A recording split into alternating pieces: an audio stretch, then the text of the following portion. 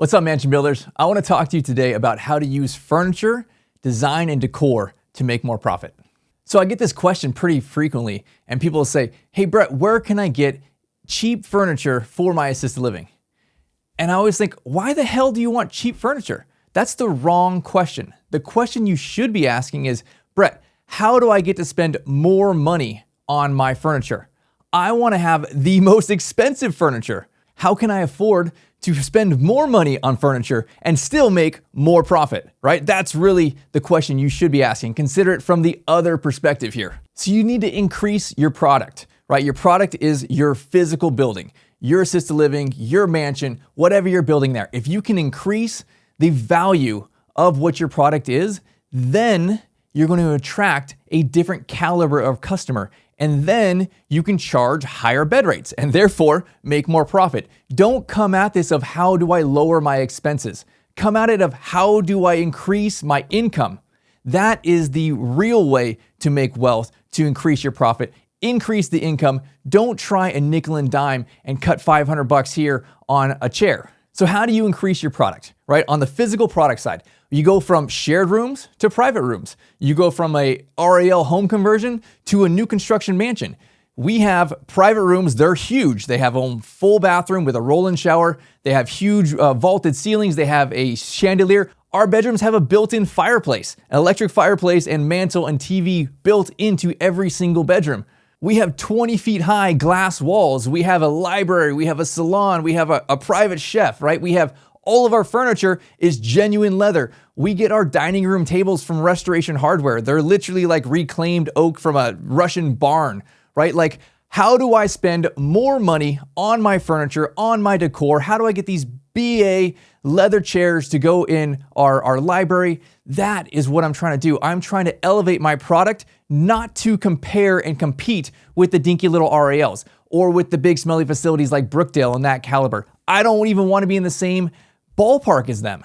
My goal is to match price for price what is the most expensive new construction big smelly facility around, right? And end of life care. If you have the 4-story big facility, they have the second and third floor with independent living. They have part of this with assisted living, and then they have like their little lockdown wing with the gross little memory care area that they have, and that's usually the most expensive side. How do I price compare to what they do, right? For us, it's about $10,000 a month for our new mansions. In some markets, that might be crazy high or crazy low, right? There is a huge swing here, but honestly, I think as we talk to people and partner with people all across the country, even in the kind of medium plus areas, on the low side, it's still about $6,500 to $7,000, right? You go into some of these other areas, it's $12,000+ a month is matching comp for comp. What's the high side of the market? That's what I'm trying to do.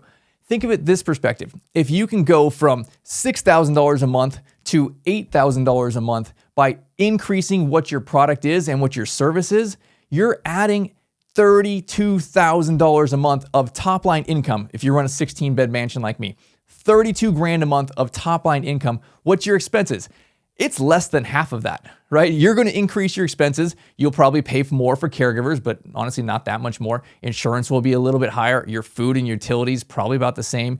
Your mortgage, right, is going to be higher. You're going to have a bigger building, especially if you go from, home conversion to new construction.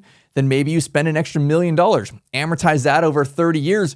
What are you looking to spend? An extra like $7 grand a month in your mortgage, right? And, some of that goes back into your pocket in building equity.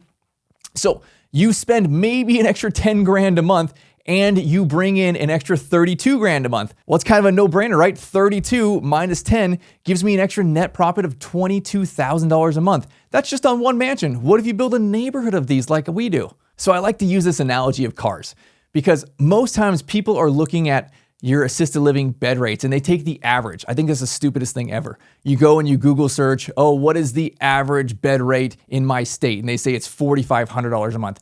No one cares if it's average bed rate's $4,500. Like, that's essentially saying everyone in your entire state, they want to drive a Toyota Corolla, right? A very average car, a very price economic car. There's no way in crap I'm going to drive a Toyota Corolla, right? Like I did when I was in my 20s, but I'm in a different stage of life now. Are you saying that I'm not allowed to have the equivalent for end-of-life care of a luxury car? What if I want a Range Rover, right? Is there no product available in my city that says, hey, you know what? You're financially prepared, right? You are ready for end of life. Mom has equity in her house. She can sell it. She's got 500 grand or $1 million there to take care of the last 3 or 4 years of life for her.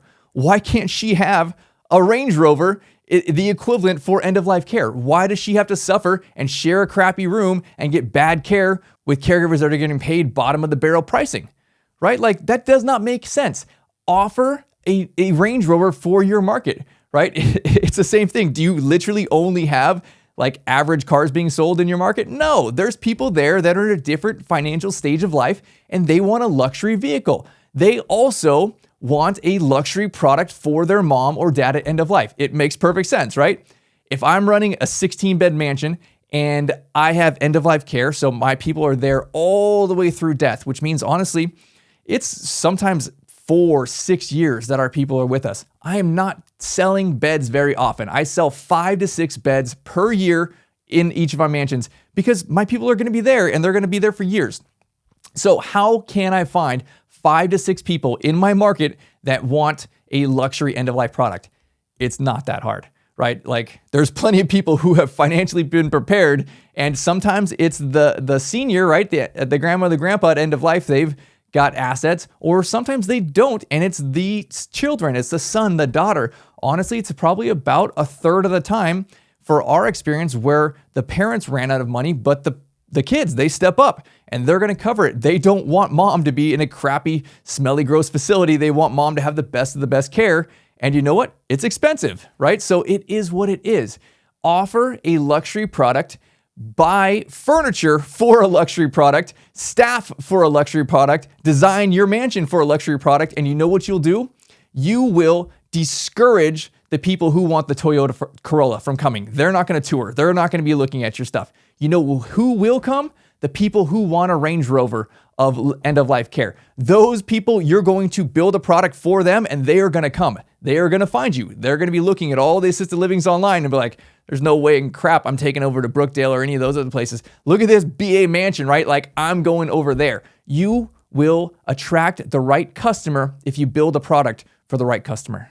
So if you're new here and you have not been through our trainings online, we have them. They're totally free. We have a location selection course that I've built out. It's really in depth and it goes through this kind of stuff. How do I pick the right market? What type of city should I be in? How do I talk to my city, my planning department, my zoning, my fire marshal? How do I know what the demographics are? All of this is free. You can go through it. There's hours and hours of content there showing you step by step how to pick your market so that you can get in front of the right customers.